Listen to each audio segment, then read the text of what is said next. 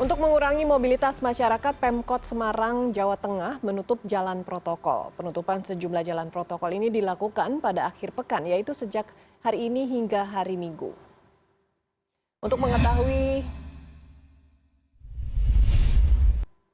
mengetahui lebih lanjut mengenai hal ini, sudah terhubung bersama kami melalui sambungan Skype Wali Kota Semarang, Hendrar Prihadi. Pak Hendrar, selamat siang Pak. Selamat siang Mbak Frida. Akses jalan mana saja yang ditutup Pak Hendrar?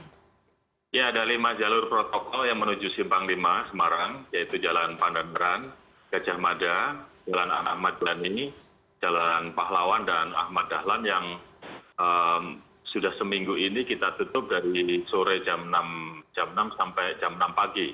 Tapi khusus Sabtu Minggu, ke 5 ruas jalan itu akan kita tutup selama 24 jam. Sejauh ini pelaksanaannya seperti apa? Apakah berjalan dengan lancar dan sesuai dengan harapan?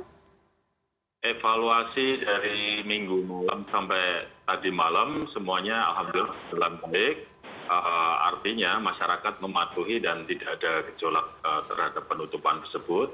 Dan ini sangat mengurangi mobilitas masyarakat yang kita evaluasi 2 minggu yang lalu. Masih banyak warga Semarang yang pada malam hari masih nongkrong di daerah Simpang 5. Jadi insya Allah ini akan kita pertahankan sampai seminggu lagi. Ya, kalau kemudian masih ditemukan warga yang masih nongkrong-nongkrong seperti yang Pak Hendrar katakan, seperti apa Pak tindakan yang dilakukan oleh petugas terhadap mereka?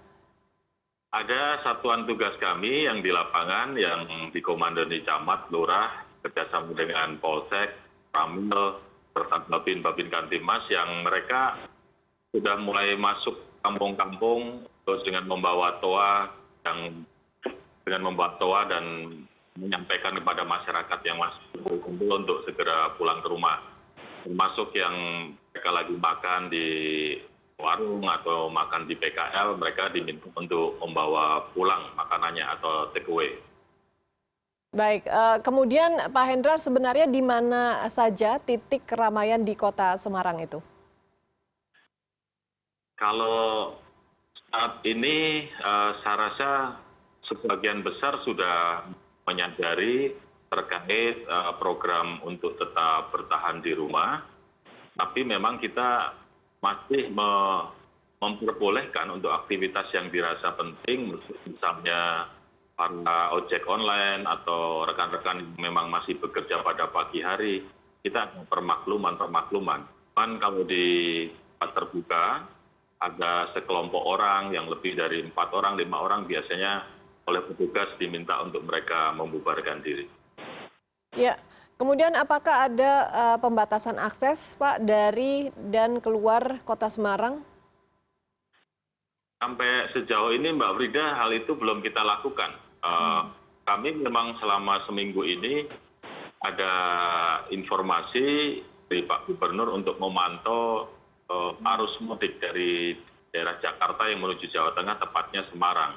Dan kami terus lakukan pemantauan orang-orang tersebut. Ada yang memang kemudian tinggal stay di Semarang, maka yang bersangkutan termasuk di dalam ODP atau orang dalam pantauan yang setiap hari dicek oleh para petugas dari Puskesmas dan kawan-kawan dari Amil dan Polsek.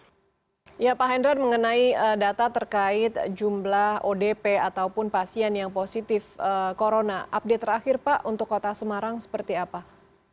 Update terakhir hari ini 53 orang positif corona, di mana yang 40 adalah warga Semarang, 13 dari luar Semarang yang dirawat di Rumah Sakit Semarang. Ada 12 yang meninggal dunia, 10 warga Semarang dan 2 dari luar kota Semarang. Untuk PDP-nya yang di Rumah Sakit Semarang ada 159, kemudian ODP yang masih terus dilakukan ada 1.533 orang. Baik, para ODP ini apakah mereka melakukan karantina mandiri dan apakah diawasi oleh petugas dari Pemkot Semarang?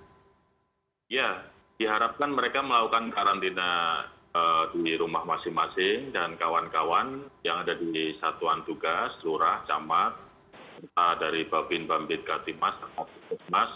Setiap hari mereka ngecek teman-teman ODP tersebut.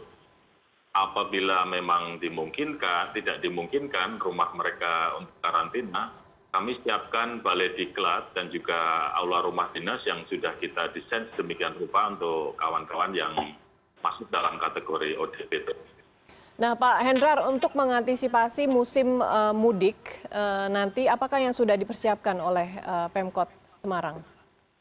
Ya, kami terus berkoordinasi dengan kawan-kawan dari Forkompimda, termasuk juga berkomunikasi dengan Bapak Gubernur untuk menyampaikan sebuah pandangan bahwa arus mudik ini harus dicermati secara serius. Artinya, kalau memang masih dimungkinkan mudik, perlu ada sebuah pendataan dimulai dari tempat mereka mudik, misalnya dari Jakarta.